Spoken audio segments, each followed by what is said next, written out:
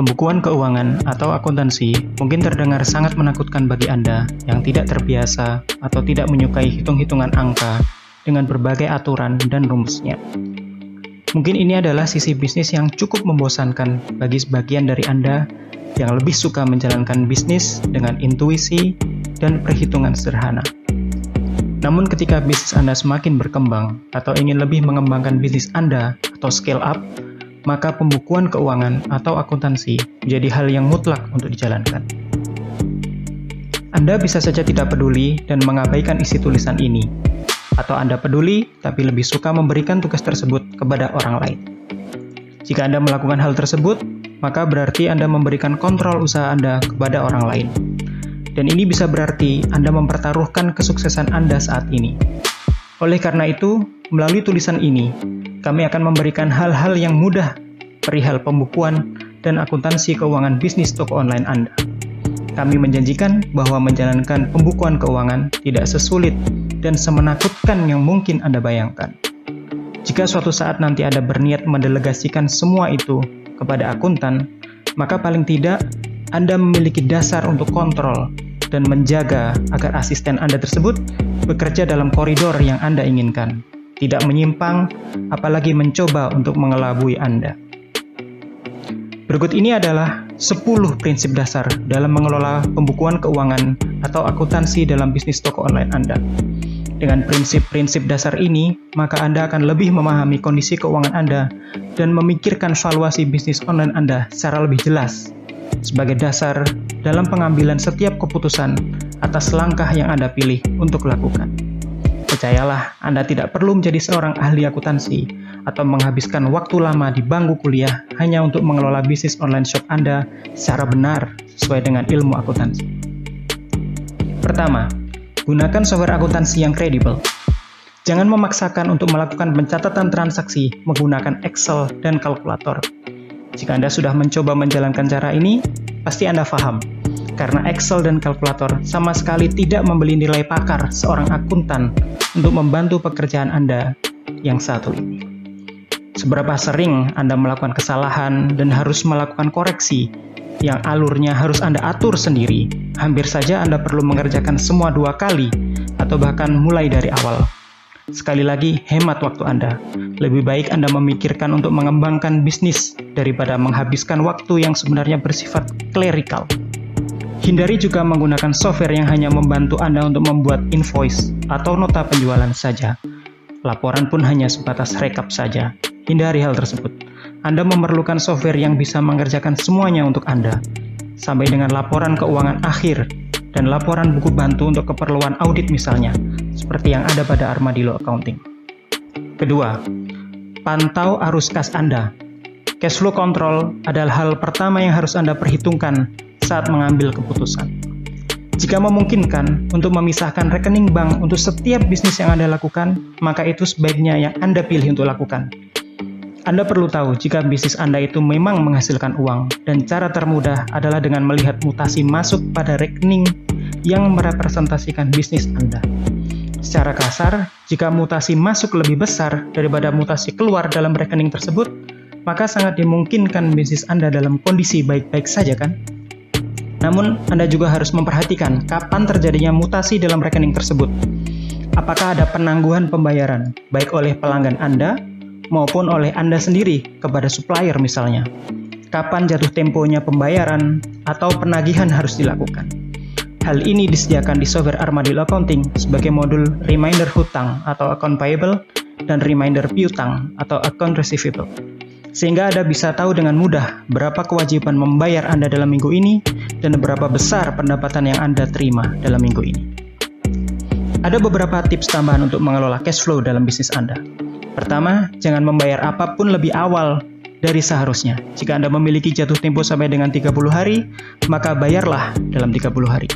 Kedua, tawarkan paket pembayaran bulanan atau berkala terhadap pelanggan sebagai penjamin arus kas masuk keuangan Anda setiap bulannya. Ketiga, Anda bisa menyimpan dana cadangan di rekening bisnis Anda untuk berjaga-jaga jika saja terjadi sesuatu di luar prediksi. Yang keempat, jangan overcomplicated dalam pengelolaan cash flow. Mungkin Anda hanya perlu fokus ke nominal-nominal tertentu saja yang besar. Ketiga, tentukan bagaimana cara menghitung inventaris persediaan atau stok barang Anda. Tapi jika Anda bergerak di bidang jasa, maka Anda bisa mengabaikan poin ini. Persediaan adalah produk yang Anda jual atau semua bahan baku yang Anda gunakan untuk memproduksi barang yang Anda jual. Jangan lupa menghitung juga biaya untuk membungkus dan mengemas produk Anda, ataupun biaya-biaya lain yang menjadi komponen dari produk Anda. Pada Armadillo Accounting, hal ini bisa diakomodasi dengan modul assembling dan job costing. Pastikan Anda memiliki kontrol terhadap minimum level jumlah stok persediaan Anda. Dalam Armadillo Accounting, laporan stok minimum per option seperti kelompok persediaan dan per supplier bisa dengan mudah Anda lihat, sehingga Anda bisa melakukan pemesanan bahan baku atau bahan penunjang produksi lainnya sebelum Anda kehabisan. Jangan sampai proses produksi Anda terhambat hanya karena telat order kepada supplier Anda. Oh iya, pastikan mindset Anda untuk menganggap persediaan Anda ini sebagai aset, sama halnya seperti uang. Tim kami seringkali menemui pembukuan yang mencatat pembelian barang sebagai biaya. Hal ini sangatlah tidak tepat. Oleh karena itu, nilai persediaan barang haruslah Anda ketahui secara pasti, sebagaimana Anda mengetahui saldo rekening Anda di bank. Pada Armadillo Accounting, nilai persediaan barang dihitung secara rata-rata tertimbang atau average rate value, sehingga meskipun harga perolehan barang dari supplier bersifat fluktuatif, sistem akan otomatis menghitung rata-rata secara tepat dan nilai pasti persediaan Anda tetap sesuai. Keempat, pahami harga pokok penjualan Anda. HPP adalah biaya yang secara langsung terkait dengan produk yang Anda jual. Ini adalah nilai barang atau produk yang dijual ditambah dengan berapa biaya untuk membuat produk tersebut. Katakanlah Anda menjual suatu barang, maka berapapun ongkos Anda untuk bahan baku ditambah berapapun ongkos untuk memproduksinya adalah HPP. Jika total bahan baku senilai A, biaya kemasan adalah B, dan Anda membayar seseorang senilai C untuk jasanya, maka HPP produk adalah A ditambah B ditambah C. Namun kembali ke prinsip awal, jangan overcomplicated dalam perhitungan. Meskipun dalam menyikapi fluktuasi harga bahan baku, ada metode FIFO atau first in first out dan LIFO atau last in first out. Namun metode ini terlalu rumit bagi bisnis online Anda jika bill of material untuk setiap satuan produk Anda tidak mencapai puluhan juta atau miliaran. Cukup gunakan perhitungan rata-rata tertimbang sebagaimana yang ada pada software Armadillo Accounting.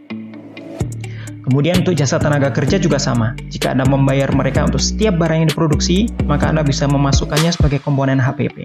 Namun jika Anda membayar SDM secara per jam, per hari, atau per minggu, atau bahkan per bulan, tanpa variabel jumlah barang hasil produksi, maka Anda tidak perlu susah-susah menghitung biaya rata-ratanya. Cukup bukukan biaya gaji sebagai biaya overhead. Dengan mengetahui HPP, maka Anda bisa menghitung pendapatan kotor Anda, bukan pendapatan bersih. Anda masih harus mengurangi hasil penjualan, dikurangi HPP dengan biaya-biaya lain untuk menghasilkan laba bersih bisnis online Anda. Hal ini bisa Anda lihat di laporan laba rugi atau profit and loss pada sistem Armadillo Accounting. Kelima, hitung semua pengeluaran lainnya. Setelah Anda tahu biaya langsung dengan volume penjualan, selanjutnya Anda perlu memahami berapa banyak biaya lain yang harus Anda bayar. Setiap pengeluaran yang tidak bertambah ketika Anda menjual lebih banyak atau mengurangi ketika Anda menjual lebih sedikit disebut dengan biaya tetap atau fixed cost. Misalnya, jika Anda membayar sewa bulanan, jumlahnya tetap, tidak akan berubah apakah Anda menjual 1 item barang atau 1 juta item. Biaya-biaya ini bukanlah bagian dari HPP dan tidak dimasukkan dalam margin kotor Anda. Biaya ini akan mempengaruhi laba dan arus kas Anda. Biaya umum biasanya terdiri dari biaya sewa, biaya utilitas seperti air, telepon, listrik, biaya asuransi, pajak properti, bunga atas pembayaran pinjaman, dan gaji. Pengeluaran ini dianggap tetap karena Anda harus membayarnya walaupun Anda tidak menjual apapun bulan depan. Jangan bingung dengan definisi biaya yang persis sama setiap bulan. Biaya seperti utilitas mungkin berbeda dari bulan satu dan bulan yang lainnya, tapi dalam akuntansi itu tetap saja dianggap sebagai fixed cost. Jika ada perubahan biaya bulan ke bulan, maka Anda harus menggunakan rata-rata untuk penganggaran. Itu tadi adalah 5 prinsip yang harus Anda pegang dalam mengelola pembukuan keuangan bisnis online Anda.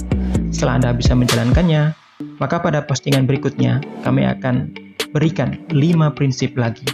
yang bisa Anda jalankan untuk mengelola bisnis online Anda.